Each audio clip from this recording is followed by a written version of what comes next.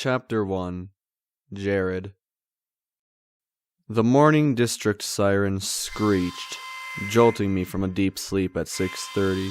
I rolled my feet to the floor, stomping until the offending noise silenced. I rocked out of bed and caught my reflection in the mirror. I stood there studying myself, thinking for the millionth time that real eyes will see so much better than my inferior microscopic eyes. The ones that I'm unfortunately stuck with until I'm 18. I keep telling myself it's only 4 more years, but honestly, I don't think I can make it. It's always the same, every morning. I'm yanked from dreaming into a living night terror. With a disfigured half-body, just hips and down with folded up skin to seal it, otherwise I'd be a totally gruesome sight. But I'm not the only one. Every child under the age of 18 looks just like me. The only definitive way to tell us apart is by our electronic ID anklets. To the rest of society, that's all I am. B1888. I honestly don't understand why our society is so warped. My beautiful mother's loving voice pulled me from my daily morning misery. "Good morning, Jared." She always made sure to speak clearly, knowing that my nanoscopic sound detector wasn't the best. I tried not to act as miserable as I was, cramming down my feelings, my voice distorted through the dome-like speaker placed atop my half-pelvis. "Good morning, Mom." Mom never fell for it. It's like she can read my mind. She touched my hip gently, her bright blue eyes full of compassion.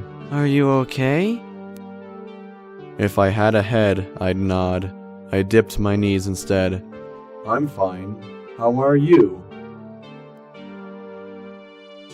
I tried to let her sweet smile soothe me, setting aside my raging emotions. I knew it hurt her too, but there was absolutely nothing she could do to change our circumstances. Despite that, she always does her best to make me and my little sister happy. I concentrated on that as she chatted happily, distracting me while she gave me my nutrient day shot. It stung a little, but I didn't make a peep. I'm used to it. I'm used to it all. For the most part, having to depend on someone else for my very survival makes me feel completely insignificant. But luckily my mother never treats me like a burden. She makes sure that I know just how much she loves me and my sister. She smiled down at me. "Let's get you ready." My mother's been dressing me my whole life, but it's still a little uncomfortable sometimes. She was careful as she helped me into my softest gray pants and buckled my belt in the perfect spot. She quickly moved to help me slip into my foot pads, asking, "There, I think you look pretty handsome. What do you think?" I wiggled my toes. "Yeah, thanks, Mom."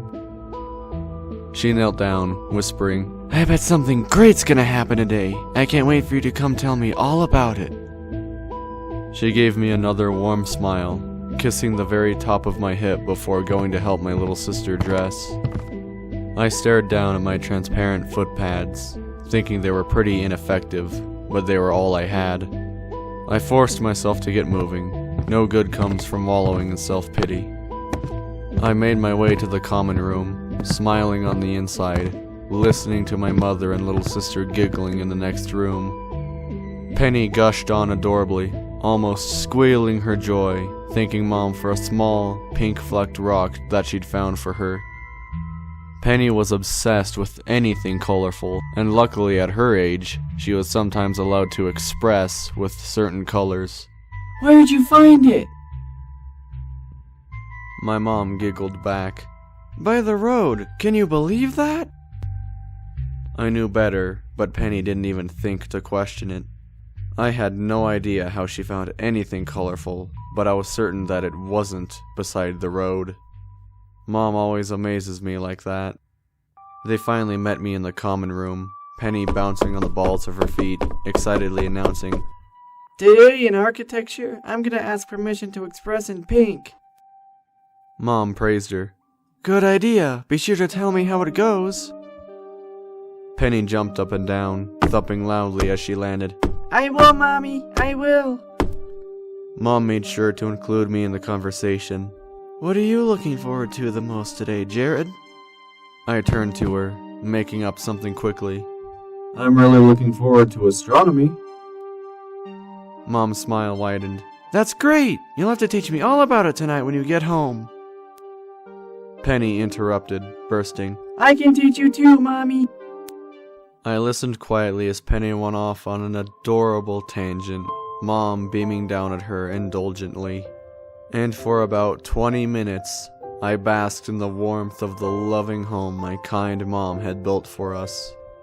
Even though my life was a constant, brutal struggle, I was beyond grateful that I had my mother and sister. We were a tightly knit family. My mother tries to never hide how much she cares about my sister and me, even with the threat of re-education.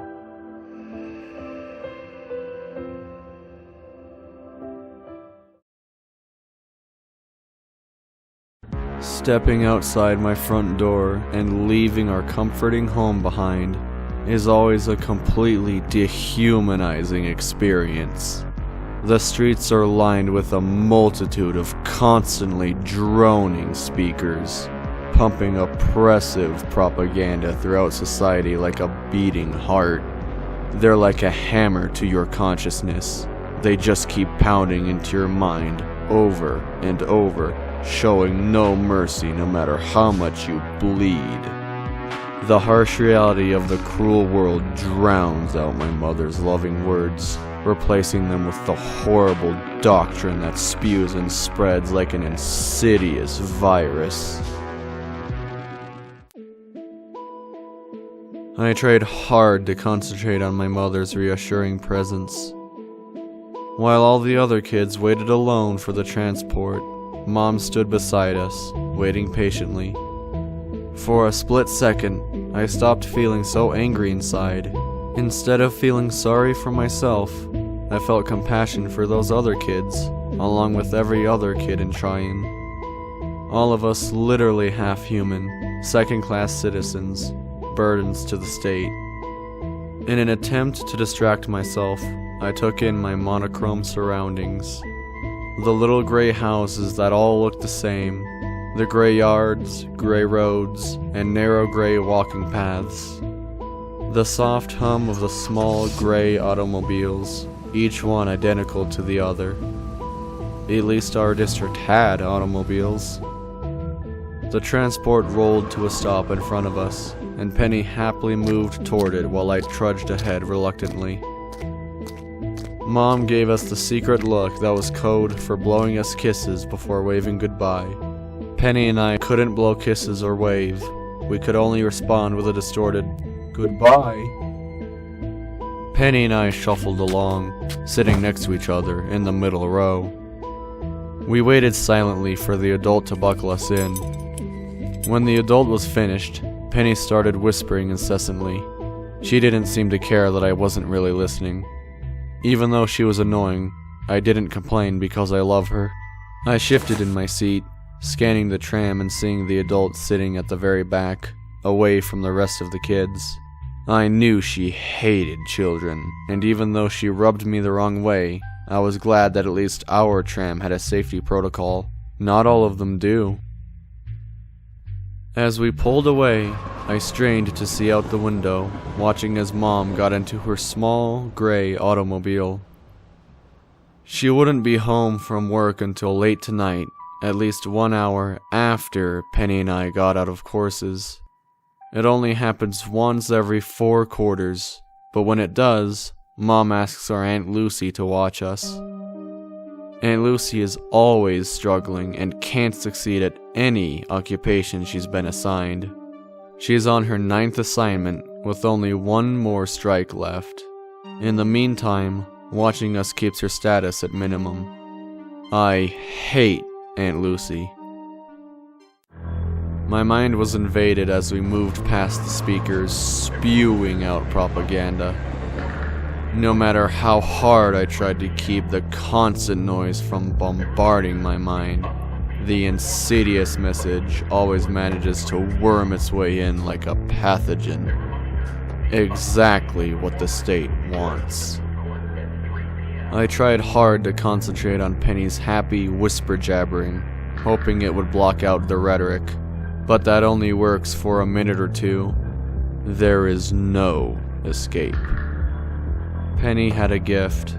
No matter what despicable words filtered through the air, she was oblivious.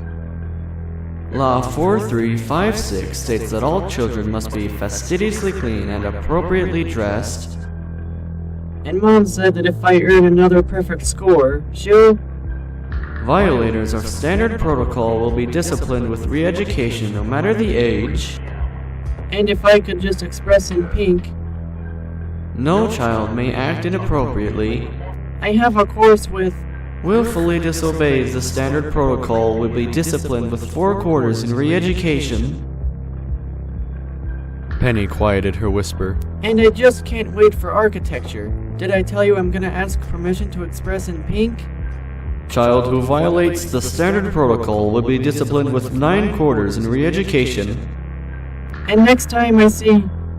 Each of these standard protocols are strictly enforced to ensure the safety and purity of our citizens, especially the feeble children. The transport arrived, and the adult came to unbuckle us one by one.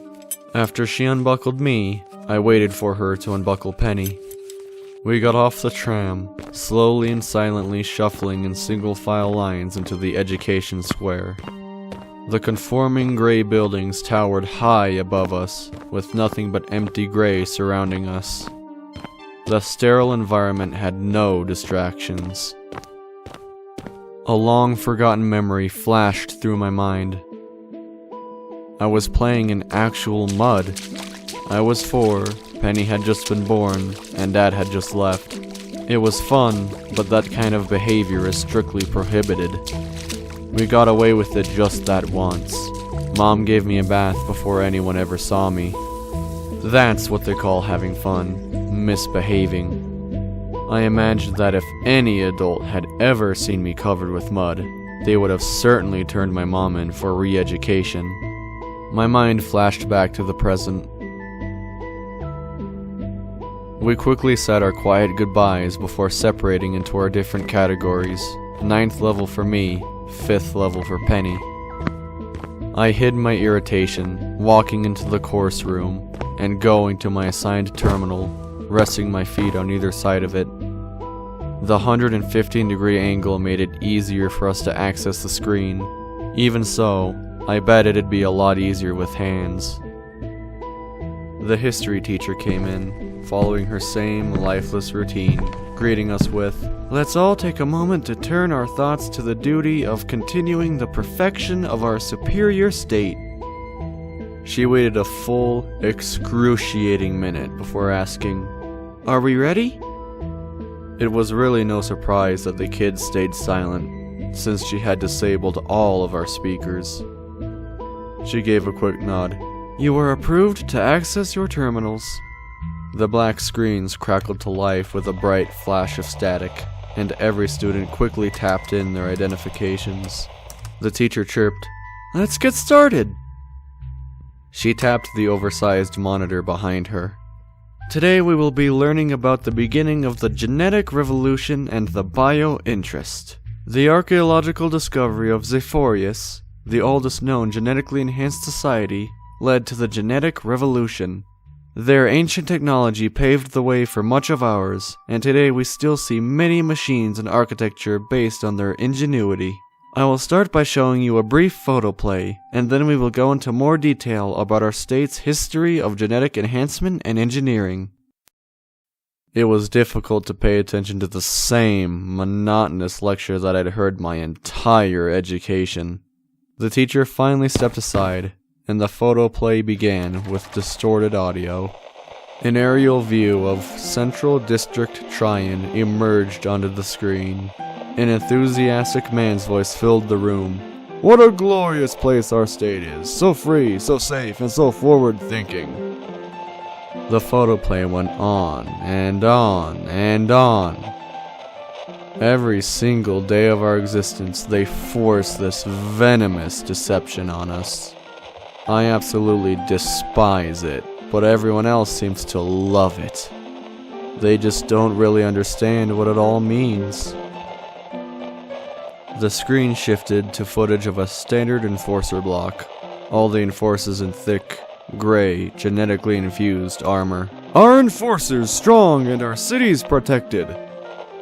The screen flickered to a colossal hovercraft, the narrator exclaiming, "Our enforcers and technologies indestructible!" I'd seen the photoplay a million times, and I was still not convinced that the technology actually existed. The photoplay changed to Zine Tane, the current head of state, shaking hands with his second. They were on the balcony of the vast capital that dwarfed all the surrounding structures. Our supreme leaders guiding our way. The image dissolved. Now dominating the screen was a giant gray flag with a gray monochrome double helix woven into it. Our technology superlative. I tried tuning out the noise, only bits and pieces coming through as I sat there for an eternity, until images of disfigured children flashed across the screen. The narrator bloviated, "We've dedicated our lives to genetics technology and bettering the lives of our citizens. The children are heavily modified, kept safe from the danger they pose to each other and themselves." Really? How is this horrific abuse twisted into them keeping us safe? All thanks to the man our state is proudly named after, James Tryon. The photoplay morphed into a large image of James Tryon working on an anatomic machine. James Tryon was truly a visionary. He found a way to solve several problems at once with his breakthrough innovations in genetics, igniting our extraordinary evolution. End of free sample. Link to full book on Amazon Kindle in the description of the video.